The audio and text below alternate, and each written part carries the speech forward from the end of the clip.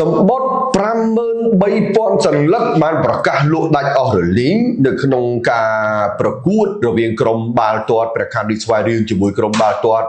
អាកាដាករបស់ទូកមេនីស្ថានដែលការប្រកួតធ្វើឡើងនៅថ្ងៃទី10បាទខែឧសភាឆ្នាំ2025នៅពហុកីឡដ្ឋានជាតិបរតេជោឥឡូវមិនទៅបាទ capacity វា 75,000 បាទនៅក្នុងពហុកីឡដ្ឋានជាតិបរតេជោប៉ុន្តែ 53,000 បានលក់ដាច់អស់ទុកមិនក៏មិនលក់ទៀតបាទគឺខ្ញុំគិតថាប្រហែលជាខាងក្លឹបបាល់ទាត់បេខានរេស្វារៀងជាមួយនឹងគណៈគ្រប់គ្រងនៅពហុកីឡដ្ឋានជាតិបរតេជោគឺប្រហែលជាចង់ទុករក្សា space បាទដើម្បីការរៀបចំស្ដាប់ធ្នាប់បាទក៏ដូចជាសម្បត្តិមួយចំនួនហ្នឹងគឺក្លឹបបានចែកជូនទៅកាន់បាទអ្នកសារព័ត៌មានបណ្ដាក្លឹបផ្សេងៗបាទនៅលីកពូលកម្ពុជាបាទក៏ដូចជាបាទការអញ្ជើញពីមជ្ឈដ្ឋានផ្សេងៗទៅបាទដៃគូ sponsor ច្រើនបាទសកួរអញ្ចឹងទៅបាទគឺខ្ញុំគិតថាសម្បត្តិដែល 53,000 សន្លឹកហ្នឹងគឺតាមពិតទៅតាំងខ្ញុំក៏មិនរំពឹងថានឹងអស់ដល់ថ្នាក់ហ្នឹងបាទប៉ុន្តែសន្ទុះនៃការគ្រប់គ្រងក្លឹបបាល់ទាត់បេខានរេស្វារៀងដែលជាក្លឹបតំណាងឲ្យប្រទេសកម្ពុជាជាពិសេសគឺខ្ញុំជឿជាក់ថាបងប្អូនយើងគឺគាត់ចង់ឃើញការលើកពាននៅក្នុងពហុកីឡដ្ឋានជាតិដែលជាការលើកពានដំបូងបង្អស់ក្នុងប្រវត្តិសាស្ត្របាទអត់ដែលយើងលើកពានអន្តរជាតិនៅក្នុងស្រុកជាងទេអញ្ចឹងអាចទាញមកខ្លីពាក់ព័ន្ធជាមួយសម្បត្តិនេះបានន័យថាបើសិនជាបើកលក់ទៀតមានគេទិញទៀតបាទខ្ញុំថាតែអញ្ចឹងកំណត់ត្រឹមតែ 53,000 សម្បត្តិហ្នឹងដើម្បីទុកប្រមាណ 10,000 ជាង 20,000 ហ្នឹងគឺភៀវគិតទៅយោអ្នកសារព័ត៌មាន sponsor ផ្សេងៗច្រើនបាទខ្ញុំជឿអញ្ចឹងបាទបងប្អូនបាទគិតមើលបាទបើទៅស្វាយរៀងគឺឃើញប្រហែលថ្ងៃមុនបាទឃើញបងស្រីប្រធាន fan club បាទគាត់ថាថ្នាក់ដឹកនាំខេត្តស្វាយរៀងបានឲ្យគាត់លក់នៅឲ្យប្រជាពលរដ្ឋនៅក្នុងខេត្តហ្នឹង 2,000 សន្លឹកត្រឹមតែ3នាទីប៉ុណ្ណោះអស់រលីងបាទគឺដំងជួអស់រលីង3ហើយម្នាក់ទិញបាន10,000 សន្លឹកទេបាទ3នាទីអស់រលីងបាទមិនធម្មតាអ្នកខ្លះជិះពីភ្នំពេញទៅទិញអត់បានទៀតបាទអញ្ចឹងខ្ញុំគាត់ថាសន្ទុះនៃការគ្រប់គ្រងគឺខ្លាំងមែនទែនដែលនេះយើងបានឃើញតែជំរឿនជាតិកាលពីប្រហែលឆ្នាំមុនណាបើមានទិញសម្បត្តិចូលមើលតែអត់ទេនេះក្លឹបបាល់ទាត់បេខានរីស្វាយទីគឺតដើមគ្នាទិញបាទបើយើងបកមកនិយាយអំពីបេសកកម្មនៅក្នុងការប្រកួត AFC Challenge League នេះយើងបានដឹងហើយថាក្រុមបាល់ទាត់ព្រះខ័នរាជស្វាយរៀងបានទទួលជ័យជំនះជាបន្តបន្ទាប់មិនថាការប្រកួតក្នុងពូលឬក៏ចូលដល់វគ្គ knock out ទេបាទដែលធ្វើឲ្យក្រុមបាល់ទាត់ព្រះខ័នរាជមានភាពមមាញឹកមែនទែនមិនថាការប្រកួតនៅក្នុង League ការប្រកួតពានរង្វាន់សម្ដេចតេជោរួមទាំងការប្រកួតក្រៅប្រទេសតែយើងបានដឹងហើយតែឆ្នាំមុនព្រះខ័នរាជស្វាយរៀងបានពាន2គឺពានសម្ដេចអគ្គមហាសេនាបតីតេជោហ៊ុនសែននិង League កំពូល Premier League របស់កម្ពុជាបាទអញ្ចឹងឥឡូវឆ្នាំនេះមិនមែន2ទេកំពុងតែមាន3បាទបាទកំពុងតែមាន3កំពុងតែប្រចាំងនៅពីមុខនឹងតើឈោងចាប់បានឬអត់បាទឈោងបានមួយហើយឈោងបានមួយហើយបាន Cameroon Premier League មួយហើយបាទសប្តាហ៍មុនគឺមិនទាន់ចាប់ដំណើរការទេប៉ុន្តែឈោងកាប់មន់ហូបមុនបាទបានប៉ះជាមួយ Naga មួយហើយបាទអញ្ចឹងបាទព្រះខ័នរាជស្វាយរៀងគឺគេហៅថាសល់3ប្រកួតចុងក្រោយបាទ3ប្រកួតចុងក្រោយហ្នឹងហៅថាជា3ប្រកួតសំខាន់បំផុតហើយបាទគឺទី1ថ្ងៃស្អែកនេះបាទថ្ងៃ10បាទថ្ងៃ10នេះម្ដងបាទគឺប៉ះជាមួយនឹងអាហ្វកាដាបាទគឺថ្ងៃនេះគឺ all in គេថា all in ណា all in បាទ all in តែម្ដងបាទគឺអត់មានអីត្រូវគិតច្រើនទេ all in ឈ្នះលើកទៀតបាន2បើឈ្នះបាន2បាទហើយបន្តទៅប៉ះជាមួយនឹងបង្កេតពាក់កណ្ដាលប្រាច់ព្រាត់ជើងទី2នៅដីខ្លួនឯងហើយបើឈ្នះបាទឥឡូវក៏ឈ្នះ 1-0 ដែរបាទបើឈ្នះទៀតឡើងទៅប៉ះភ្នំពេញក្រោនលេងជាមួយភ្នំពេញក្រោនបាទនឹងពានសម្ដេចតេជោបាទហើយនេះគឺជាគូសងសឹកកាលពីឆ្នាំមុនបាទដោយកាលពីឆ្នាំមុនគឺបងប្អូនបានដឹងហើយបាទ Marco Haber បាទ Marco Varan Haber ជាអ្នកតែនឲ្យស្វាយរៀងលើកពានបាទទៅលើភ្នំពេញក្រោនបាទទេខ្ញុំឆ្ងល់រឿងអាខាដាក់នេះបងប្អូនយើងថាទេអាខាដាក់នេះមកពីណាដល់ពេលខ្ញុំសើចមើលទៅទៅកើតបាន2ឆ្នាំហ្នឹងហើយឈ្នះយើងឯងទាំង2ឆ្នាំនៅគាត់នៅស្រុកទូកមេនីស្ថានបាទគឺអាខាដាក់នេះបាទជាក្រុមមួយគេហៅថាកម្ពុជាក្រុមណាបាទកម្ពុជាក្រុមដែលគេហៅជប់មកពឹបបាទគឺស្ថាបនិកជាអតីតប្រធានាធិបតីបាទទូមេនីស្ថានអាហ្វកាដាហ្នឹងគឺជាការដាក់ឈ្មោះកាត់របស់អតីតប្រធានាធិបតីដែលគេហៅថាជាបុរសខ្លាំងប្រចាំប្រទេសបាទអញ្ចឹងក៏គឺឈ្មោះហ្នឹងគឺឈ្មោះបុរសខ្លាំងអាហ្វកាដាតែម្ដងបាទហើយបច្ចុប្បន្ននេះម្ចាស់ក្លឹបបាទដែលគ្រប់គ្រងគឺនាយករដ្ឋមន្ត្រីដែលជាកូនរបស់ប្រធានាធិបតីដែលជាអលិតសំខាន់សុទ្ធតែជាថ្នាក់ដឹកនាំរបស់ប្រទេសតែម្ដងបាទហើយមានកីឡាករមួយរូបបាទគឺខ្ញុំភ្លេចឈ្មោះគាត់បាត់ហើយបាទខ្ញុំអត់ចាំឈ្មោះលេង50ប្រកួតសុទ្ធបាន50គ្រាប់បាទ ចឹងមិនថាដូចជុំអញ្ចឹងបាទដូចជុំអញ្ចឹងអ្វីដែលកើតឡើងនឹងមិនថាហេដ្ឋារចនាសម្ព័ន្ធមិនថារចនាសម្ព័ន្ធបុគ្គលិកការរៀបចំស្តង់ដារមិនថាកីឡាករអ្វីផ្សេងទេគឺក្រុមបាល់ទាត់អាកាដាក់នឹងបានធ្វើឲ្យវិតកើតកំណត់ត្រាពិភពលោកមួយបាទខ្ញុំឃើញខ្ញុំធ្លាប់អានព័ត៌មានមួយប៉ាគេថា Celtic ជាក្រុមដែលឈ្នះការប្រកួតនោះ62ប្រកួតជាប់គ្នាក្នុងរយៈពេលប្រហែលឆ្នាំណាមិនអាចចាញ់សោះអត់ចាញ់សោះកាលដាក់នោះគាត់ឈ្នះបាន61បាទចូលដល់62បាំងគាត់ចាញ់ម្ដងដាច់ឯកតកម្មនឹងទៅនេះเป็นរឿងដែលខ្ញុំជាយកមកមុំមកបាទតាមពិតទៅអាហ្វកាដាក់នេះបាទគឺគាត់មានឈ្មោះមានកៅអីលេងនៅ AFC Champions League 2ប៉ុន្តែដោយសារតែគាត់អត់ទាន់បំពេញគ្រប់ license បាទ license ដែលគេផ្ដល់ឲ្យហ្នឹងគឺគាត់ក៏ធ្លាក់មកលេងនៅ AFC Champions ទី3វិញបាទ AFC Challenge League ហ្នឹងបាទហើយអាហ្វកាដាក់នេះបាទគឺលេងបាទគេហៅថាមិនដែលចាញ់សោះបាទហើយជាក្លឹបមួយដែលគេហៅថាបាទដោយលោកថានិយាយចឹងបាទជប់មកដើម្បីលេងនៅទូម៉ានីស្ថាននេះតែម្ដងបាទជប់ហើយដាក់រូបសេះសបាទក្រុមអាកាដានេះគឺរហស្សនាមរបស់គាត់គឺក្រុមបាល់ទាត់សេះសបាទ The White Horse of Arkadak បាទអញ្ចឹងគឺអាហ្វកាដាក់នេះបាទបើយើងនិយាយពីគាត់គឺខ្លាំងហើយបាទតែបើយើងនិយាយពីប្រកាន់ស្វែងរៀងរបស់យើងក៏មិនអន់ដែរឡើងមកដល់វគ្គនេះហើយលេងនៅក្នុងដីរបស់យើងហើយអាហ្វកាដាក់ក៏បានមកដល់ដែរបាទគឺមកដល់មុនតាំងពីថ្ងៃ7បាទគឺគាត់បានមកសម្រាកអីចឹងទៅបាទខណៈដែលស្វែងរៀងបោះជំរំវឹកហាត់តាំងពីថ្ងៃ7ដូចគ្នាគឺនៅសន្តាគារនៅចិត្តពួកកីឡាដ្ឋានជាតិមកដល់ដេជោតែម្ដងដើម្បីកុំឲ្យជិះទៅឆ្ងាយបាទនៅចិត្តនឹងដែរទេបាទអញ្ចឹងគឺក្រុមទាំងពីរបន្តការវឹកហាត់តាមធម្មតាហើយថ្ងៃនេះបាទម្សិលមិញគឺវឹកហាត់ផ្លូវការហើយបាទម្សិលមិញបាទថ្ងៃសុក្រគឺវឹកហាត់ផ្លូវការទាំងពីរនៅបុគ្គលិកដ្ឋានជាតិមកដល់ដេជោតែម្ដងបាទហើយយើងនឹងបានឃើញវត្តមានបាទរបស់កីឡាករអាហ្វកាដាក់មកនៅក្នុងទីលានហើយជាមធ្យមភាពបាទកម្ពស់កីឡាករអាហ្វកាដាក់គឺ 1.80 ម៉ែត្របាទជាមធ្យមភាពតែម្ដងបាទគឺមានតែម្នាក់ទេបាទគឺ1.7 ម៉ែត្រប៉ុន្តែបើយើងចែកជា average បាទគឺ1.8 ម៉ែត្រទាំងអស់បាទដែលយើងធ្លាប់បានដឹងហើយការប្រកួតរបស់យើងពេលប៉ះជាមួយនឹងបាទ PSM បាទ PSM Makaza នោះបាទគឺលេងជាមួយក្រុមឥណ្ឌូហ្នឹងគឺយើងឃើញហើយមិនរតនៈ Zidane បាទ Taylor បាទក៏ដូចជាសុកយុទ្ធហើយបាទគឺនៅក្រោមคลิปរបស់គេទាំងអស់បាទតែយ៉ាងណាក៏ដោយយើងមិនអាចគិតថាកម្ពុជាជាបញ្ហាទេដល់វគ្គនេះហើយគឺយើងមានតែ all in បាទជាមួយនឹងក្រុមក្លឹបតំណាងប្រទេសកម្ពុជាយើងតែម្ដងទៅបាទអញ្ចឹងគឺ conflict ម៉ោង7បាទនៅក្នុងអេគីបរបស់អាកាដាក់នេះគឺទុកមានស្ថានសុទ្ធតែម្ដងក្រោមការដឹកនាំរបស់លោក Dawlet Mirat Anayev បាទជាជនជាតិទុកមានស្ថានអេគីបបាទទាំង20អ្នកជាងរបស់ក្រុមបាល់ទាត់អាកាដាក់មិនមានជនបរទេសទេបាទមិនមានជនបរទេសទេគឺថាបាទគីបហ្នឹងគឺសិតតែទូកមេនីស្ថានទាំងអស់ហើយកីឡាករដែលជា top scorer សុទ្ធបញ្ចូលទីច្រើនជាងគេបងប្អូនហើយបាទ2ឆ្នាំជាប់គ្នាហើយបងប្អូនចំណាំមើលគាត់ឈ្មោះថា Dida Dudiyev បាទ Dida Dudiyev គឺគាត់សុទ្ធឆ្នាំ2023បាទបាននៃគេហៅថា27បូក9បាន27បូក9វា36បូក7វា43អានោះឆ្នាំ2023បាទឆ្នាំ2024បងប្អូនបូកលេងណាបាទ31បូក24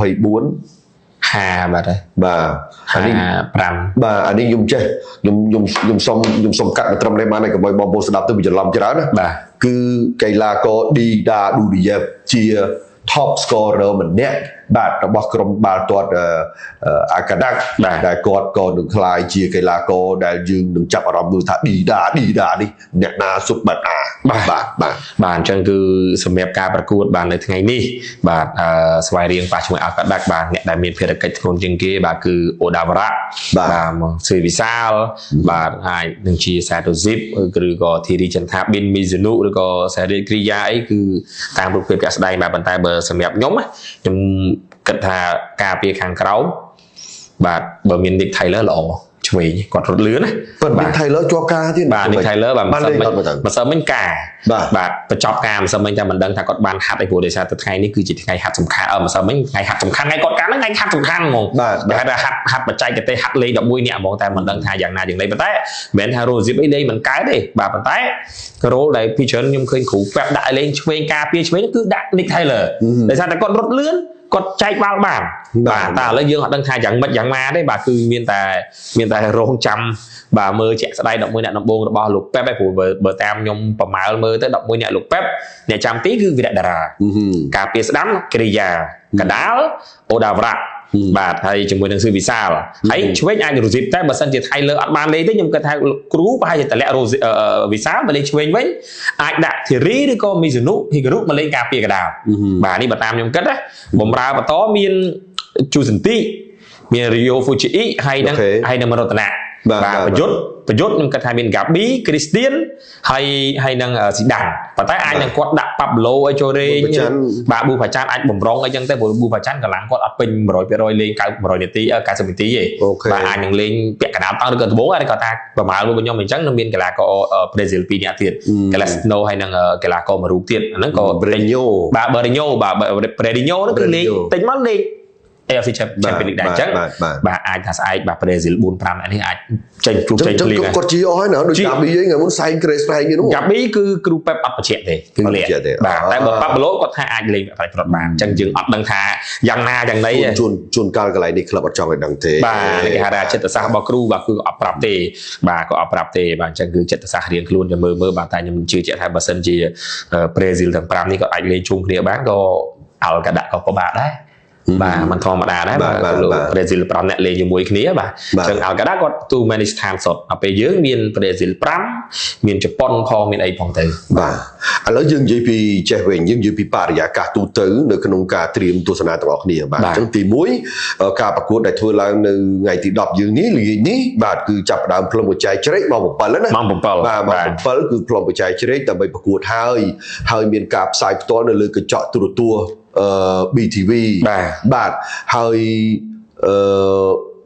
បាយ័នឬក៏ BTV ទៅនេះ BTV News បាទ BTV News បាទទាំងទូរទស្សន៍ទាំង Facebook ហើយបណ្ដាខេត្តនានាបាទថ្នាក់ដឹកនាំប្រចាំខេត្តនានាក៏បានធ្វើសេចក្តីប្រកាសអំពីទីតាំងដែលត្រូវជួបជុំទស្សនាការប្រកួតទាំងអស់គ្នាដែរខ្ញុំឃើញខេត្តច្រើនណាស់បានធ្វើសេចក្តីប្រកាសបាទជាង10ខេត្តហើយបាទហើយខាងក្រុមហ៊ុនឧបត្ថម្ភនានាក៏បានរៀបចំដាក់ទីតាំងបងប្អូនមហាជនទូទៅក៏បានណាត់គ្នាជួបជុំគ្នាខ្លះនៅផ្ទះខ្លះនៅហាងនេះហាងនោះចឹងទៅបាទនេះជារឿងដែលត្រូវត្រៀមទស្សនាទាំងអស់គ្នាបាទអញ្ចឹងឥឡូវយើងនិយាយអំពីបងប្អូនដែលទស្សនាផ្ទាល់វិញបាទតាមលោករដ្ឋាភិបាលពិនិត្យប្រមាលមើលថាតើគួរទៅដល់ថ្មបានរៀបចំខ្លួនបែបណាខ្លះណាបាទសម្រាប់ខ្ញុំធ្លាប់បទពិសោធន៍ទៅទស្សនានៅភូមិកីឡដ្ឋានជាតិមកដល់តេជោបាទទាំងក្រុមជំនឿជាតិទាំងអីខ្ញុំគិតថាសបុតអស់ប៉ុណ្ណេះបាទខ្ញុំបងប្អូនទៅកាន់តែលឿនកាន់តែល្អបាទប្រគួតម៉ោង7ខ្ញុំជឿជាក់ថាបងប្អូនខ្លះទៅតាំងម៉ោង3បាទទី1គឺការទៅអង្គុយចំកន្លែងកៅអីដែលប្លង់គេថាប្លង់ពេញមើលទស្សនាហើយទី2គឺពួកគាត់ចង់ទៅមុនដើម្បីកុំឲ្យមានបញ្ហាលំបាកនៅក្នុងការផ្ញើម៉ូតូឬក៏ផ្ញើឡានបាទអញ្ចឹងគឺយើងទៅមុនបានកន្លែងចតមុនអង្គុយមុនហើយនៅជុំវិញកីឡាដ្ឋានហ្នឹងក៏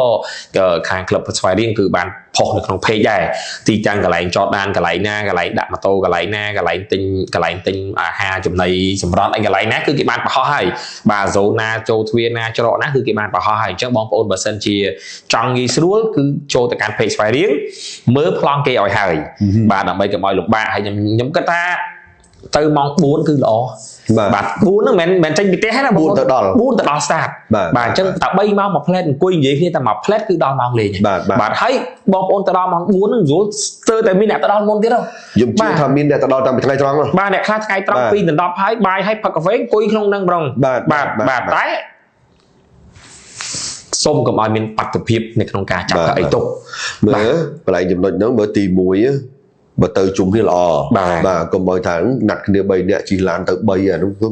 បងយកតែ1ឬក៏ធ្វើដំណើរមធ្យោបាយបែបណាក៏ដោយឲ្យតែបានជុំគ្នាឲ្យតែជុំគ្នាបាទអានឹងរឿងមួយអូខេរឿងមួយទៀតការត្រៀមលក្ខណៈសពបែបយ៉ាងមួយទៀត នៅពេលដែលយើងដើរចូលយើងតម្រង់ជួយបានល្អទៅភាសាជាបងប្អូនណាកុំជ្រៀតគ្នាឆ្វេងឆ្វាច់អីច្រើនពេកតម្រង់ជួរគ្នាមុននឹងក្រោយគង់តែដល់ទេបាទនៅពេលដែលតម្រង់ជួរគ្នាហើយយើងទៅស្វែងរកកៅអីឲ្យបានស្រួលបួលឲ្យថាចំកន្លែងយើងបាទកុំថាយើងចិត្តតែទៅខុស zone ខុសអីចឹងទៅក៏វាធ្វើឲ្យពិបាកនៅក្នុងការសម្របសម្រួលដល់មន្ត្រីសម្របសម្រួលចឹងដែរបាទហ្នឹងអញ្ចឹងបានជាហេតុដែលចង់ឲ្យបងប្អូនចូលទៅកាន់ page របស់ស្វាយរៀងគឺគេមានតំបន់មាន zone មានផ្លូវច្រកចូលបាទហើយយើងដឹងស្រាប់ហើយបាទ 58000 បាទសម្បត្តិគឺណែនណាបាទអញ្ចឹងបងប្អូនបើទៅមុនក៏ល្អដែរបាទគឺកុំចាំដល់ម៉ោងបាទដល់ម៉ោងរៀងពិបាកបន្តិចហើយទី2គឺមើល zone ឲ្យច្បាស់ហើយសុំមួយទៀតបាទគឺសុំកុំឲ្យមានបាតុភិបបាទចាប់កៅអីទុកបាទគឺដោយលោកថាជំរាបបើថាយើងណាត់គេ10នាក់ទៅគឺទៅជុំគ្នាបាទអាចថាត្រែងយ៉ាងច្រើនចាប់ឲ្យម្នាក់ចុះបាទកុំឲ្យមានបាតុភិបដោយការខ្ញុំធ្លាប់ឃើញបាទមនុស្ស2នាក់ចាប់កៅអី7 8ដាក់ទឹកនៅលើហ្នឹងដាក់ដបទឹកនៅលើហ្នឹងគឺវាអត់ល្អទេបាទគឺយើងការចាប់កៅអីហ្នឹងគឺជារឿងមួយដែលមិនល្អទេបាទអញ្ចឹងបើយើងណាត់គ្នាទៅគឺទៅឲ្យជុំគ្នាទៅបាទទៅឲ្យជុំគ្នាទៅព្រោះគឺដើម្បីឲ្យក្រុមការងារគាត់ស្រួលសម្របសម្រួលផងបាទកុំឲ្យមានបញ្ហាហើយណាមួយទៅឲ្យបានលឿនយើងបានទស្សនៈទស្សនវិជ្ជានៅក្នុងការសម្ដែងបាទមានការសម្ដែងរបស់កតោមានការសម្ដែងចម្រៀងអីផ្សេងក៏ដូចជាទស្សនវិជ្ជាអីផ្សេងបាទជាពិសេសគឺប្រាប់មួយទៀតបងប្អូនបើកម្មវិធីមានការបាត់ដង្ហែទង់រូប logo ដ៏ធំមានការចាក់ភ្លេងនិងការបាញ់កំជ្រួចអីបាទនៅក្នុងការប្រកួតវគ្គផ្ដាច់ព្រ័ត្រនេះផងដែរបាទអញ្ចឹងគឺបងប្អូនបាទធ្វើយ៉ាងណាឲ្យបានស្រួលខ្លួនរបស់បាទស្រួលទាំងអស់គ្នាទៅបាទកុំឲ្យថាអូបាទទៅមើលទៅចេះចោបាទគឺយើងសម្របសម្រួលទាំងអស់គ្នាបាទតាំងយើងកុំថាយើងមានសម្បត្តិយើងចង់ធ្វើអីក៏បានបាទយើងគិតថាយើងជួយសម្របសម្រួលគ្រប់គ្រងក្លឹបបាល់ទាត់នៅកម្ពុជាទៅបាទថាចេះចូលក៏ចូលឲ្យស្រួលចេញក៏ចេញឲ្យស្រួលអញ្ចឹងណាបងប្អូនហ្នឹងបាទអូខេសម្រាមអីយើងជួយគ្នាមួយដៃមួយជើងទៅកុំឲ្យពីវាលពីការណាបងប្អូនដើម្បីឲ្យក្រុមការងារបងស្រីមីងអីគាត់ពិបាកឬបងប្អូនយើងចែកគ្នាម្នាក់មួយដៃមួយជើងដាក់ធុងដាក់កន្លែងទីតាំងដែលគេបានកំណត់ទៅបាទមួយទៀតកាន់តែស្រួលបងប្អូនពួកកីឡាដ្ឋានជាតិមកដល់ជោច្រកច្រើនណាស់បាទបន្ទប់ទឹកច្រើនណាស់ទប់ទឹកបាទអត់ពិបាកទេបងប្អូនបាទអញ្ចឹងឲ្យតែបងប្អូនចូលត្រូវ zone គឺស្រួលមែនតើបាទបើតាមខ្ញុំដឹងសវត្តមាន zone A2 A1 C1 C2 បាទ zone B1 B2 បងប្អូនចូលទៅតាមតា zone ទៅអត់ខ្វះកៅអីអង្គុយទេដើរស្រួលឡើងស្រួលចុះស្រួលបន្ទប់ទឹកស្រួលបាទព្រោះពួកកីឡាដ្ឋានជាតិមកដល់ចូលគឺពហុកីឡាដ្ឋានជាតិលំដាប់ស្តង់ដារពិភពលោកតែម្ដងបាទគឺអានេះយើងនិយាយឲ្យពីហានិភ័យត្រឹមតែ7នាទីពួកកីឡាដ្ឋានជាតិមកដល់ចូលអាចជំនះអ្នកមើលបាន 75000 អ្នកចេញពីកីឡាដ្ឋានដោយស្រួលបាទអញ្ចឹងគឺកម្មចដាកន្លែងចុះទ្វារច្រកគឺច្រើនណាស់ចូលឲ្យត្រូវ zone គឺបងប្អូនស្រួលមើលតែម្ដងបាទសូមចងចាំថានេះគឺជាប្រវត្តិសាស្ត្របងប្អូនដែលបានចូលរួមទស្សនាផ្ទាល់ក៏ដោយទស្សនាមិនផ្ទាល់ក៏ដោយយើងបានចូលរួមនៅក្នុងប្រវត្តិសាស្ត្រមួយនៅពេលដែលក្រុមបាល់ទាត់ប្រកាន់នៃស្វាយរៀងតំណាងឲ្យប្រទេសកម្ពុជាក្រុមបាល់ទាត់អាកាដាតំណាងឲ្យប្រទេសទូកមេនីស្ថានប្រកួតនៅក្នុងលីកលំដាប់ទី3នៃទ្វីបអាស៊ីនេះជាប្រវត្តិសាស្ត្រយើងចូលរួមសាងប្រវត្តិសាស្ត្រដោយភាពសប្បាយរីករាយដោយការហូរកញ្ឆេងដោយការលើកទឹកចិត្តទោះបីជាលទ្ធផលយ៉ាងណាក៏ដោយគឺនេះជាការប្រកួតកីឡានេះមិនមែនជាសង្គ្រាមមិនមែនជាការរើសអើងជាតិសាសន៍មិនមែនជាការចងគំនុំគុំគួនទេកីឡាឈ្នះចាញ់គឺតែងតែមានសូមឲ្យការប្រកួតនេះការគ្រប់គ្រងនេះបញ្ចប់ទៅដោយភាពរីករាយទោះបីជាលទ្ធផលយ៉ាងណាក៏ដោយណាបងប្អូនបាទអូខេជិតដល់ម៉ោងប្រកួតហើយបាទ